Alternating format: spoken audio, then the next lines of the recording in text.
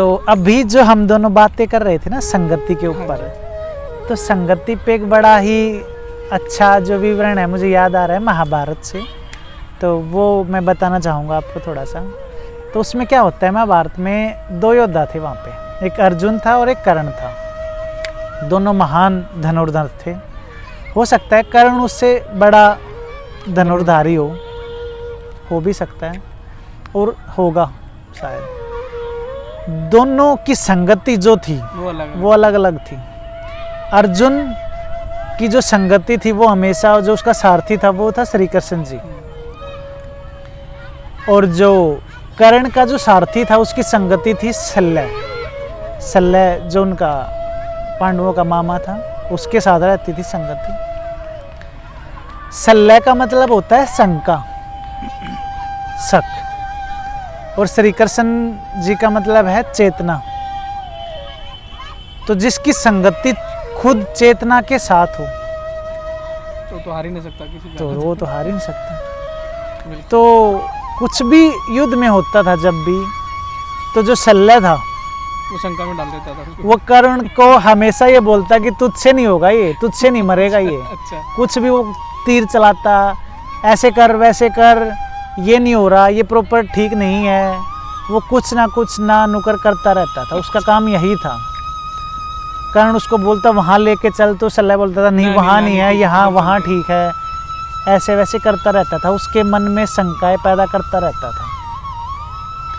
जब हमारा जो साथी है, हमारा संगति है, वो ऐसा होता है तो हमारा जो कॉन्फिडेंस है ना, आत्मविश्वास है, वो कम ही हो जाता है।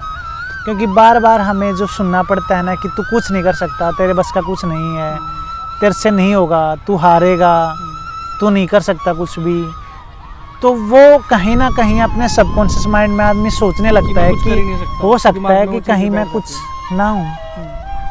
वो दिमाग में बातें बैठ जाती हैं जब उनको बार बार बोला जाता है।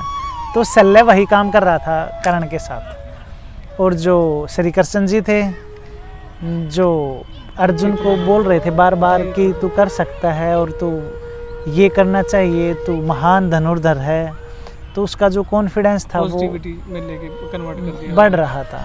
और वो जितने भी काम कर रहा था वो सही ढंग से और अच्छे से हो रहे थे। तो परिणाम क्या हुआ, जो शल्य था उसने अपना उनका जो है आदमी था, उनकी संगति के साथ चलता उसको हरा दिया, और जो कृष्ण जी के साथ था उन्होंने उसको जिता दिया। तो ये संगति का ही फर्क है, वरना कर्ण उससे महान धनुर्धर था।